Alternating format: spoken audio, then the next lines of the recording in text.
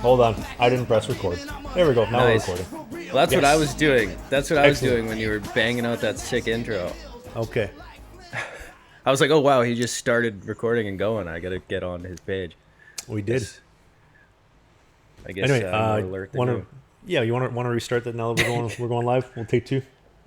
Yeah, Okay. yeah. Take two on that beautiful intro. All right, we're going to take two again here. We got a guest today. This is the second take because this is not a professional podcast. I forgot to hit record and we had to restart all over again. Anyway, guest today, Lawson McDonald, Manitoba boy. Got to know him about 2 to 3 years ago when we first touched base. He's blown up on TikTok, on Instagram, the hockey guys. His vlogs on YouTube, by the way, incredible quality. They are blowing me and Pat collectively out of the water. I thought I was going to say something different there, but they're awesome. They're really good. And Pat has a new look. One of us got in from the airport last night at the Toronto Pearson at 2 a.m.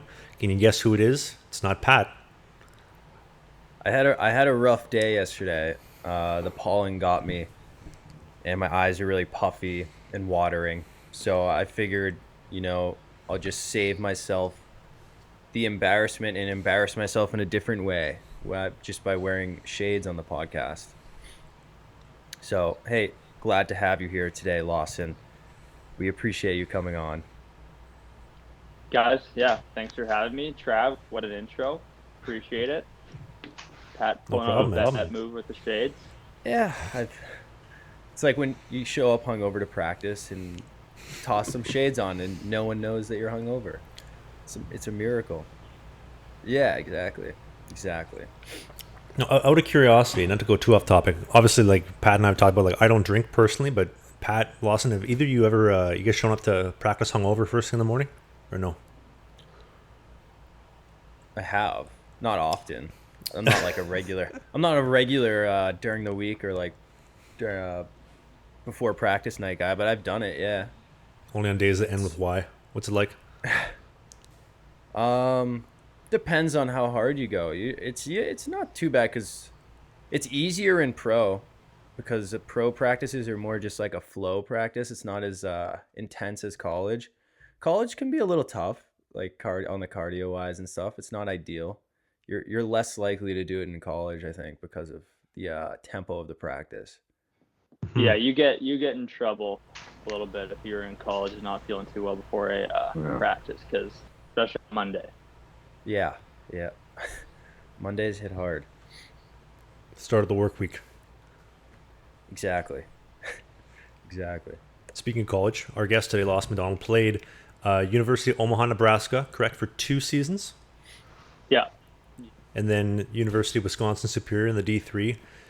Graduated, finished last season, I believe, and now he is to where he is. But just to kind of rewind things back, Pat and I were talking right before we started recording. So you're a Manitoba guy. You win MJ D-Man of the Year. Amazing honor. I believe you were a runner-up for the MVP of the league. Is this correct? I believe so. I don't think I was D-Man of the Year, though, Trav. I think Brady Keeper got that. Keeper? Oh, Keeps beat you out? Oh, yeah, he was an all-star, that guy. Yeah, I think he won all those awards my last year, if I'm correct on it. But yeah, that's kind of where I started in the MJ and Winkler there, and then moved to Omaha, like you mentioned. Yeah, if I could, the Keeps. I told Pat this. I bumped into him downtown Winnipeg last year. Said, "Hey, how's it going, man? Good to see you again." Met him once before, I believe. I could be wrong. And then mentioned Pat. Said, "Hey, come on the podcast sometime." He says, "Sure." Never heard back. So we like you better. In my mind, you won MVP over him. He lost. Careful getting on Keeper's bad side, man. He's a nail gun. He'll come swinging at you the next time he sees you in public. I just gotta make sure I don't see him in public. Yeah. Have you ever seen his fights? I have not. He's tough. He's as tough as he is skilled at hockey. It's actually kind of wild. He's a scary guy. For even the size he is, he's a scary guy.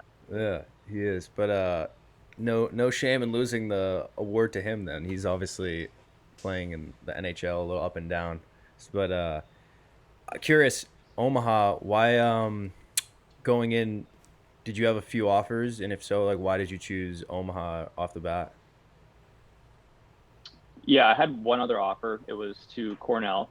So obviously Ivy League school was a bit, they're kind of two different sides to college hockey in a way. I feel like on the East Coast is a bit different than the NCHC. So there's kind of like a split, Cornell, great school, different kind of atmosphere maybe with like the facility wise and the competition, and obviously you're pretty far away from home, so that kind of had a lot to do with it for me. I grew up really close to like UND, so a goal of mine was, I wanted to play at the Ralph at one point, like growing up. That was like a huge goal. I actually had an old teammate, Tristan Keck, that also went to UNO, so knew somewhat of the area, and it was actually kind of close to home too. And those facilities to me were nothing, like nothing was almost better than that. They just built a new rink and everything. They also had what I was taking in school, so it was actually a very hard decision to make, and it took a while for me to make it. But kind of those little things all added up to the reason why I chose to go and like Cornell, and the price too is quite different. What was your major? I did exercise science. Okay, nice. You got a scholarship? How much of a ride you guys get, or did you get? Uh, yeah, everything was different. So I didn't get like I didn't get a full ride. There were some guys that were, getting pretty much everything paid for there. So mine was under 50%. It was close to like 40-ish, 30-ish. So it was also a reason to like go into Cornell. It would have been, you have to pay for, I believe everything at those Ivy League schools, um, unless you have like a financial aid uh, thing for it. And also for that school as well, they just had business mostly. There wasn't much of a exercise science field relating to fitness when you're going to an Ivy League. So you almost have to like just go general right to business. And that also kind of weighed into my decision. And so just to kind of to back things up, doing a little bit of math in my head here. So you're runner up for D Man of the Year, MVP. In my eyes, you won it. Should have won it. Got snubbed. You get offers D1, Cornell, and Omaha, and they give you a half ride at 50%, and you're paying 40 grand, or you're paying 20 grand of 40 grand a year. Is 40 the tuition there, or did you look at that? Are I you have no guessing, idea. Trev? I'm just guessing. No, I think it was actually, I'm pretty sure it was like 30. So you're paying like half of 30 pretty much. So 15 US, so 20 Canadian, or no, 30 Canadian. Yeah, kind of the way it goes at most places. I don't know anywhere that could be much cheaper than that, really, for a D1 program. Yeah, I don't know if this borders on political, but would you agree that one of the big reasons why there's less Canadian guys playing NCAA right now is that the tuition with the Canada US dollar, when you're getting 70 cents on the dollar, 75 cents on the dollar, it's like that 15 grand now bumps up to maybe 22, 23 grand. It's like, wow, like that's really expensive. How can I afford this? Especially when most of the US guys, or a lot of the US guys, are getting full rides and taken care of, right? It could be. I haven't talked to many guys where total decision might include like be money, but I feel like there is some that are gonna probably, if they're like running in a spot where there's gonna be a bottom end guy, maybe at a school that's not as flashy, maybe like an Alaska school or something, and they might just go to U of M instead, right? Save the money, have still a great hockey experience, but they're not spending it on like, $30,000 kind of a thing. Yeah, and you compare to U Sport where, I mean, I guess it depends on where you're going. If you're going to a UBC where tuition's 10 grand, or the University of Manitoba where it's 3 to 5 grand, but you're also probably for the most part getting half, if not a full paid scholarship there if you're of your status, or maybe you come from the Western League or anything like that. I mean, I know a Western League guy wouldn't be playing D1, but yeah, a lot of money. But what year and what made you start doing the YouTube, or did you start YouTube before the TikTok, or Yeah, what made you get into social media, I guess? I'm glad you asked, Pat, because you were actually part of the reason why I did start Hey, doing all YouTube. right. So, yeah, I think the big change for me was when I transferred from a Division 1 to Division 3 school, and I just felt like I kind of had more of a unique perspective on college hockey because I got to play at both levels, and I wanted just to share more so my experience with that.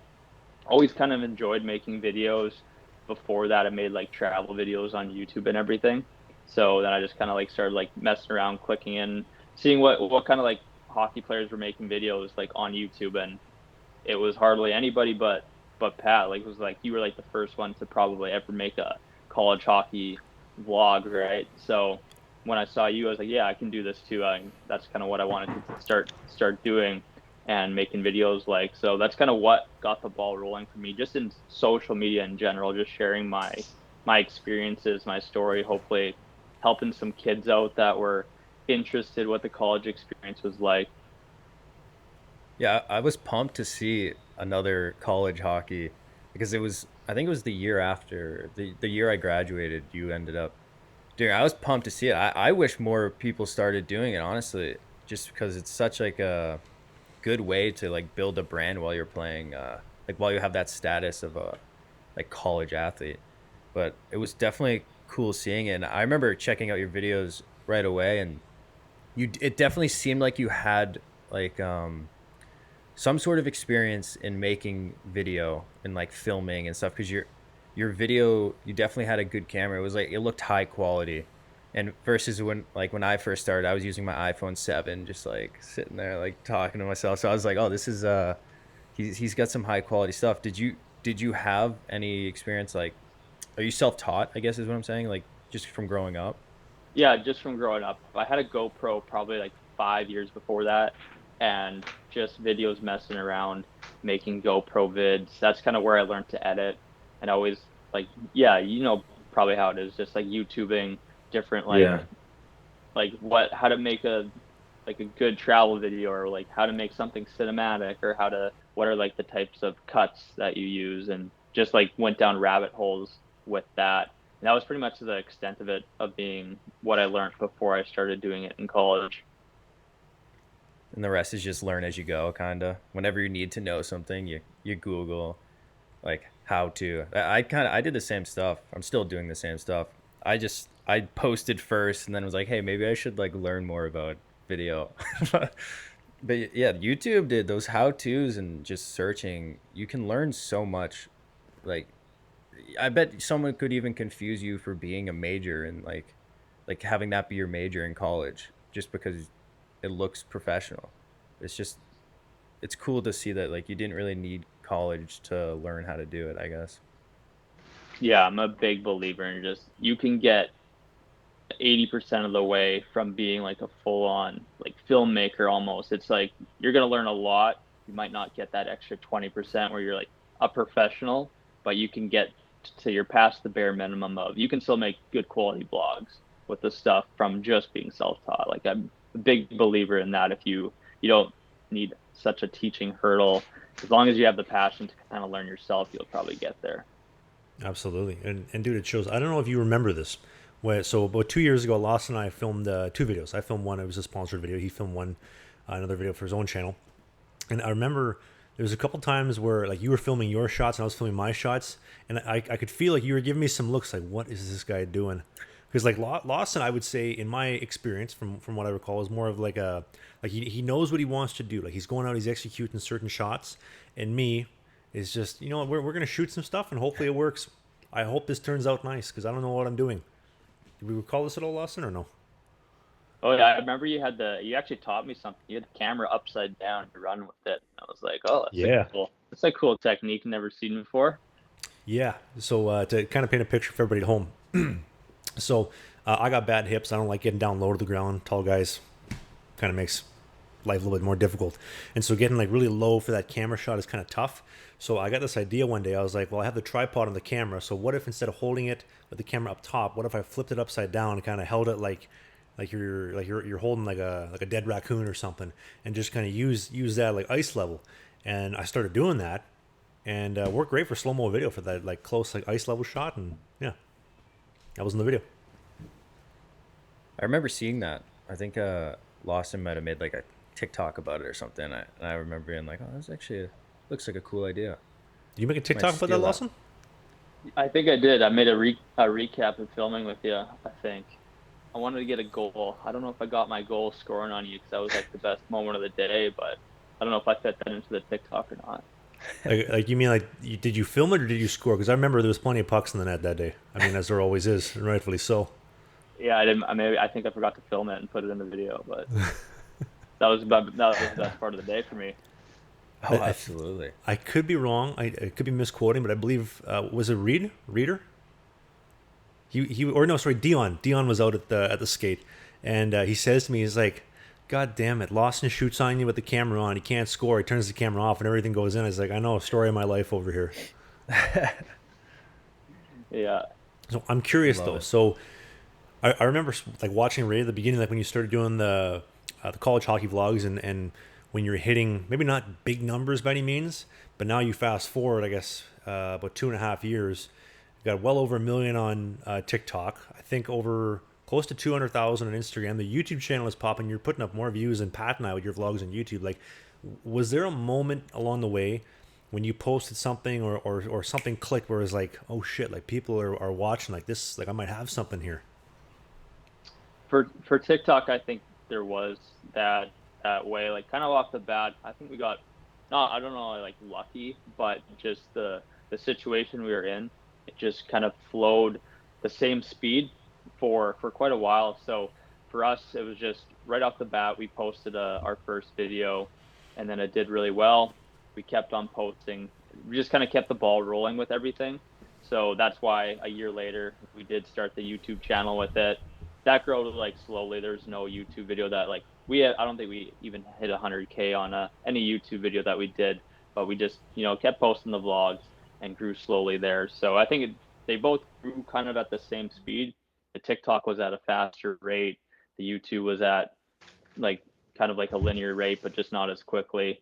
Um, but yeah, I guess like to put in perspective for our TikTok, it was more like 100K a month from like the day we started was kind of how we grew for until we got to like 1 million pretty much. Now, do you think though? So the TikTok's growing really fast. Do you think that the Instagram and the YouTube were a result of people following you on TikTok and saying, "I want to learn more"? They trickle over to the Instagram, they trickle over to the YouTube, or are those slowly growing just independently? Do you think? I think it all came from the TikTok because when we posted and something blew up there, we would also like definitely see like a rise in followers on Instagram, and then we would like repost it to an Instagram reel, and usually if like TikTok did well, it would do well on Reels as well. So it was kind of like paired up that way, where they did like it definitely all came because of TikTok and just the repurposing of content. And then YouTube, we already just had somewhat of a like a follower base on those two platforms already. So when we started that, it was more so just kind of funnel people to our YouTube, showing them that we're making vlogs, making TikToks, that we have a channel and stuff like that. Would you say? I mean, I think it's true too, but like, it's much harder to grow a following on YouTube and like to get those guys from TikTok or the followers from TikTok to like commit to going to the YouTube. Like, it's a tougher transition to like make them commit to like the longer form, and it's just like a much longer and harder process to like get like a big following on YouTube. Yeah. Oh yeah, 100% agree with that. It's been hard for us like with someone with even 1 million followers on TikTok. We like it took us like 30 some vlogs to get to 20K on YouTube. And even if, a bunch of people saw that we had a channel, they're not all coming to your YouTube, right? It takes a lot of time and a lot of like good videos in a row on YouTube just to keep like stringing it and like connecting the dots and having like a good video every week, or else it just kind of like flattens out. It's very difficult, honestly. Which following would you say is more important, like for your brand? For ours, because I think we are more so just like we're not trying to be YouTubers, so I would say TikTok because um, just like with the amount it's growing now too, the way brands are being active on it, it Yeah. helps us a lot that we can grow that part. And even with starting a YouTube channel, we didn't want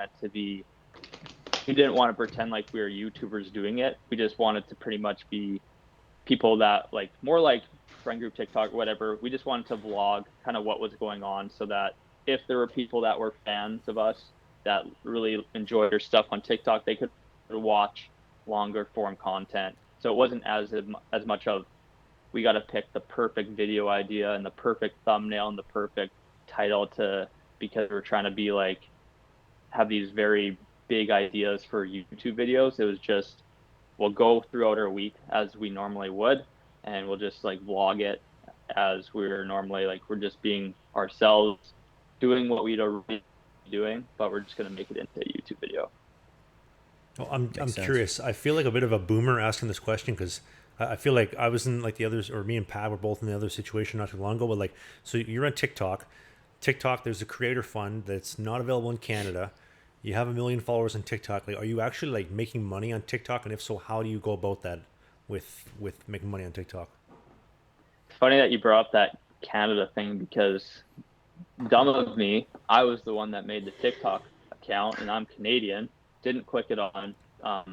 We were college athletes, and it wasn't something that was actually supposed to be turned on, even with NIL, because then we were like in the arena. If we made a video in the arena, we were making money while being on campus, and that is like a rule that you can't do. So partially that was why I just never really worried too much about it, and how it's really low rate compared to YouTube with the monetization per 1,000 views. So like most for us, it was just we just wanted to build as big of an audience as we could, monetize through brand deals and then our like merch and stuff like that. And so the creator fund, I think I speak for all of us, well, except for Pat, who's already on the creator fund. It's going to be an amazing day when TikTok finally opens it up to Canada, to Sweden, places like this where we can actually make money on TikToks. Because would you agree or disagree that maybe with the way, excuse me, with the way YouTube, with the way Instagram is going, like TikTok is the way to go, but there's no money in it. If there's only a way to make even 200, $300 a month, that's something that's a little extra, and then times that by 12 months a year, there's some success. Yeah, there's some success there that could happen. Yeah, no, you're right. I think the fund would help a lot. It'd be that extra, icing on the cake at the end of the day. Again, I think because of the platform and the organic growth of it, the brand deals is you might get your best bang for your buck there, maybe even more so on other platforms with the amount that you can post a video about, Febreze or whatever the product may be. And these brands know that there's a chance that that video can go viral. So they're more willing to potentially put more money into that versus if you have a YouTube video, like I think the YouTube could be maybe more consistent, or your Instagram interaction will probably be pretty consistent.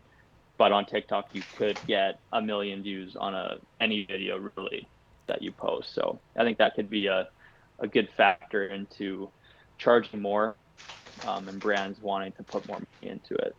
Yeah, I found too, and maybe I shouldn't be putting this in the podcast in case it was like a brand listing, but like with any like brand deals or ads that I've done on TikTok, they either hit mad amount of views or they do nothing. They put up like 1,000 views and that's it, and they're dead.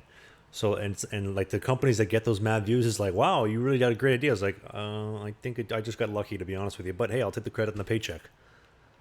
Yeah, that's the worst. I hate. Yeah, you get a brand deal video and you just know it's just gonna do horrible. It's like, sorry, my bad. Well, because on TikTok now too, you have to, like, if you make an ad video, you have to click that it's an ad on TikTok, and I think TikTok then automatically just buries the video, and it's like, all right, this is not helping the brand, and it's not helping us going forward with the brand. If it gets like 2,000 views, it's very very shitty the way they kind of that happens, but. It's still in the beginning stages though, no? Like, I mean, even like YouTube, like when YouTube started, 2004? I remember Yeah. even like 2011, 2012, like it was a joke to think that you can make a full-time living on YouTube. And that's 8 years in. You Yeah. think of TikTok, like how far along is TikTok? Maybe 5 3, years? 4. Yeah, so 3, 4. So we're not even halfway there. So you like to think in 3 years, maybe 4 years, like what could really happen, financially with opportunities and all that kind of stuff. Like, I just love the concept of just how simple TikTok is, and that if they could fix the monetization and kind of like some of those like bugs that we're talking about, like I think YouTube and Instagram are dead. I really do. It could be. The creator fund though is not like, apparently there's something else coming out. I saw a TikTok about it that soon followers or accounts with over 100,000 followers are going to be able to enter into like a more legitimate payment thing like that might rival YouTube's.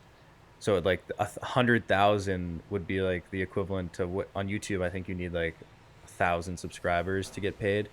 Hmm. Where I think so it's like apparently there's something coming. I don't know. I guess we'll find out. But like the creator fund right now, where it's like you get paid per view or whatever, it's very bad payment. I think I made $300 all of last year on views like money on TikTok, which is terrible. So hopefully soon it can become something better so people can actually make a legitimate living. But I will be curious to see how it affects YouTube, because right now YouTube's kind of like the still that big one that every creator tries to get their audience over to for monetization purposes. So I mean, it's why we're doing this podcast too, right? Like it's so much easier to have it on YouTube as opposed to the inconsistencies and that lottery chance on TikTok. But YouTube does seem to be where the money is at. But speaking of money, out of curiosity, and obviously we're not looking for a number here. So you are a full time creator for the Hockey Guys now, correct? Like I do it full time, but it's Yes. not the time like income wise in that sense. Like Hmm. I'm doing it. I'm putting a lot of time into it, as in I'm investing it into this brand that I want to become something like big. So, but to like be straight, it's not like it's a full time stream of money coming in. And but obviously you have to split that with, yeah, you got to split that with the guys evenly, though, right? Yeah, that's pretty much what we are going through. We have it's a little bit complicated with the American side. We have Canadians, we have Americans involved in the group. Makes it more difficult to kind of form a business just with the rules of immigration and everything like that. So, we've been going through a lot of the process of just having everything structured properly so that when everyone's kind of like settled down, then we can figure out the right way to really do it so that it's legal. First of all, we don't want to lose like our ability to get into the U.S. And just it's also tough. We got some Canadians that are maybe wanting to be Americans in the future, some that want to work in the States, and you know how it goes when you're a Canadian. They have a lot of rules on all that stuff, so it's probably taken us longer than planned to get through that all, but that's like the main thing we got to figure out.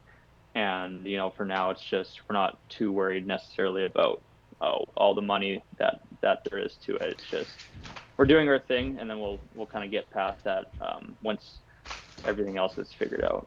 Yeah, and Pat and I were talking about this probably a couple of days ago before like we lock you in. But I think probably the hardest part for you at this point in time, and correct me if I'm wrong, is that you're having some success, you got a little bit of money coming in, but the problem is that it's not full time because you have to divide it among so many guys. Like even if it was like two or three guys, it's a little bit easier. But when you have 5, 6, 7, 8 guys, it makes it so much harder to become full time because everybody has to go full time. But when you finally do hit that milestone, you have 8 guys, 7 guys working together to like almost like a crew. Like it's almost like it pays for itself in a sense. Yeah, that's yeah, exactly what you're saying. It's the hard part about it. So it's why money. They always say this kind of like a cliche statement, but just not being so driven by like that part, because we've been doing it for a year and a bit now, and that's never been like a big thing that we've never been doing it because of that. It's always just been we've been enjoying it a lot. The opportunities that come with it are like in out of itself, it's like a really cool thing, like getting to go to NHL games to do like your thing, like getting some other free stuff from brands and everything. There's a lot of like good that comes with it. It doesn't have a lot to do with money in itself. Like the trips that we've had together have been amazing. That kind of like is a good payoff along the way. So that's kind of for me, it's just focusing on the long term of it all, not being too worried about necessarily like living off of it right now. Yeah, and out of curiosity, I don't like to get jealous very often when it comes to like other creators and stuff. I like to get inspired. If there is one creator or group of creators that have made me jealous in recent time, it's probably you guys. Like we've seen with the amount of NHL games you're going to, you're traveling left and right, and I think, how unreal would that be just to go to all these different games, these different arenas, these different cities, see it all. I'm assuming the NHL is covering everything, maybe even potentially paying you. But what an awesome endeavor that is. I'm honestly a little bit jealous. I'm not gonna lie. They've been well honored that maybe what we're doing can make the humble Travis jealous, but we no, it's been a lot of fun for us. Really cool, like what you said, just seeing these arenas like from the kind of like the way they're operating. We get to have maybe a closer look of the behind the scenes of things because we are working with their social media like teams and stuff, so we can see a lot that's going on with how they're like doing their social media, what kind of things they're doing to do their TikTok, kind of their interactions with players. Like some teams don't even want to be involved with their players, or like it's really like there's a cutoff in the NHL with you can't get player access. Like these guys do not want to be in TikToks versus some teams like they have some players that actually want to be involved in it. So again, it's just really interesting to see all that from an NHL level and with what they're doing in it. But I would say we kind of all agreed that from where we've been, the New York Islanders and the Lightning have been some of the top places that we've got to check out. That's actually interesting. You say that about how like some players don't want to be involved in the social media and how certain teams are strict about it. Because I feel like everywhere you go, you'll find that like there are the guys that don't really want to be on camera or really don't know how to be on camera, and I don't know if it's luck or what, but like when you started doing this, like you have 10 guys on your team there that seem all on board. And I feel like that's rare. I feel like you're not, because like I think back to my team at Maine, and it's like there was a few guys where I could bring on camera, and then they'd be like one good on camera, and then two like willing to do it. Like when you were starting, was there like a convincing people, or did you just happen to have a group and like that was just all on board? And like if so, why choose those 10 guys, or did it just kind of happen to be 10? It was kind of really like when people ask the question, it was not a decision making process at all. It really happened pretty naturally. And I think a lot of good came from me doing the vlogs on YouTube like a year before this TikTok account started. They knew that I was the guy with the camera in a sense. I had people talk on camera just for my vlogs beforehand. Then we just kind of threw like the other ones in, and we were just like this friend group. You kind of know how it is in college. You have, that group that's, there's different groups depending on what house you Sure. live in. They're just that friend group kind of a thing with getting guys video that hockey players are typically not people that like to be in content. If they can see that what they did in that video, people liked it a lot, they're going to be way more willing to get back in and do it again. And that's what happened for us was right off the bat, people like commented about them. They're like, this is awesome. So, and then that is kind of why I think they're all willing just to pretty much just rolling with it right off the get go. I think that was a huge thing for it. They get a little ego boost if a girl comments calling them hot. Maybe they get all pumped up. They're like, hell yeah, I'll do it again. I could see it. Yeah, I think that's a big thing with people starting is it's only almost embarrassing. You probably know it's like you're doing all this work and you're not getting anybody that cares about it. Then it's like, oh, this guy's such a loser, right? What's he doing? He's making videos for nobody, right? But you're on YouTube, you post a video, it blows up, then you have like credit. Like that's, Right. hey, this is why I'm doing it. People, you can see that people care about this content. Like I don't care if you make fun of me. Like there's 1,000 people that like it. Yeah, it's definitely easier once there is success there, or if there is success there. If there, it definitely would be much harder if like the first year you were doing it or 2 years you were doing it and there was barely any views, and because that's when you really have to like get in your own head and like keep going to get better. Like it definitely becomes easier when there's some success there. People are like, okay, I see. There's less judgment, I guess, which is goes a long way.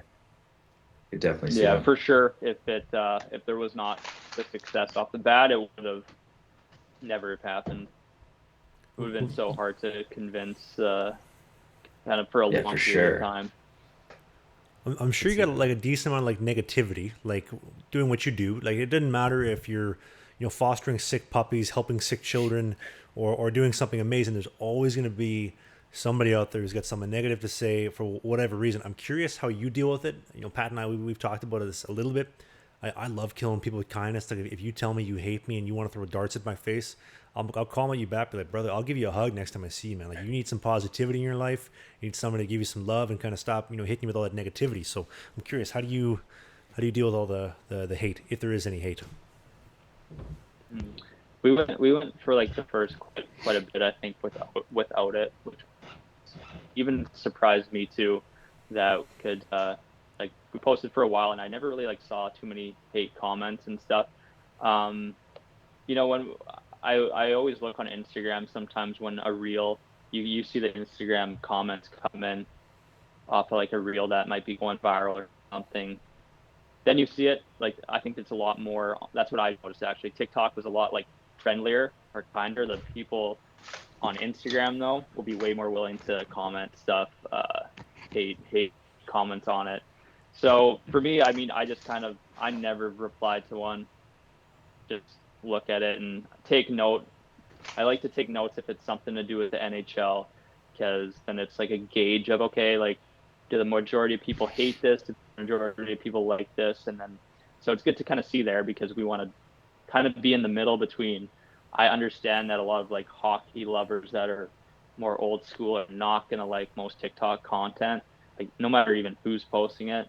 So even if our followers love it, I know when it crosses that line into like the hockey community, sometimes that's when a lot of the people that aren't so like the Gen Z type are like, what is this? Like this is horrible and stuff like that. So it's good to like take notes on it, but nothing that really affects us too much.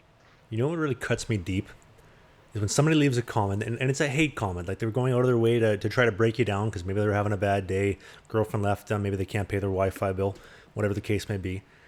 But there's a little bit of truth to that comment. Like they say something along the lines of, the video sucked.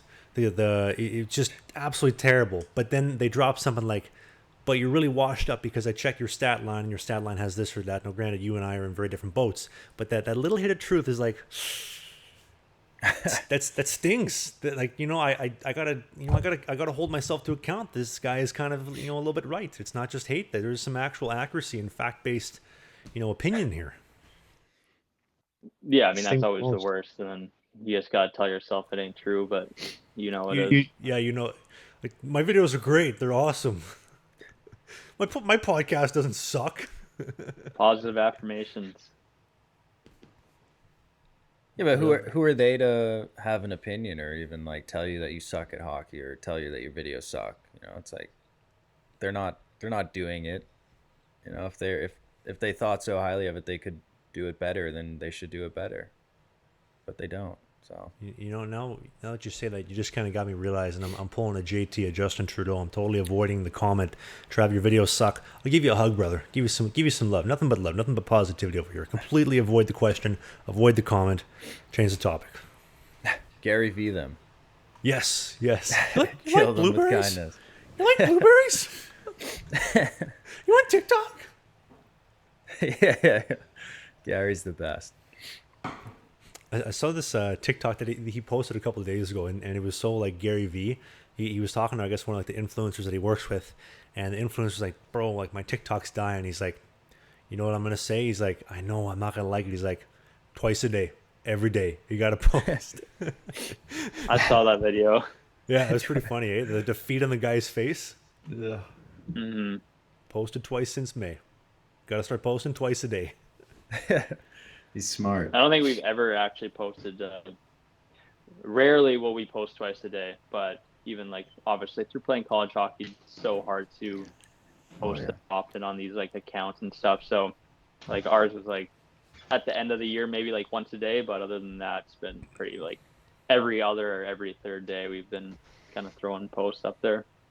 I was just gonna. Do you find that to be more effective if it's like an every other day, or say like 4 times a week, rather than doing it twice a day or doing it every day? I always think it's like if you're doing it every day just to do it every day, and you can't keep like the Right. quality the same as it would be, then like don't do it. But if you're gonna be making those videos and posting them, like there's no point of spreading it out if you're already gonna make that and post it in 3 days. You can just post as long as you have like enough content to keep. Yeah. But definitely, like if you're sacrificing the quality of it, or if you're changing the way that you would make videos, then I would say that I wouldn't see the benefit of it then. That's a good point. Yeah. Well, speaking of quality, we have a new podcast for you every Sunday, Slangin The Bizkit. This is episode 64. Lawson McDonald, star, creator, and founder of the Hockey Guys. Check him out on TikTok. I'm sure you already do. But brother, it was a pleasure to have you on. Good to catch up as well. It's been a while since you and I've had a good talk, good conversation. Been a while since I've seen you as well. But it was fun to have you on, and hopefully we can get you on sometime soon again. For sure. Yeah, great talking with you guys. I really enjoyed it. Pat, any You as closing well. comments? Yeah, appreciate you coming on, man. It was good to finally chat with you. It's been a while, so appreciate Awesome. it, man. And the video version on YouTube, the audio version, Spotify, Apple, Google, everywhere you get podcasts. Leave a subscription, leave a comment. You want to be viewer of the week for the next upcoming episode? We'll get you in no viewers of the week this week because we got them for the Matt Murray episode coming up. So thank you again. New episodes Sunday, 11 a.m. Eastern. We will see you next week for the next episode. Peace.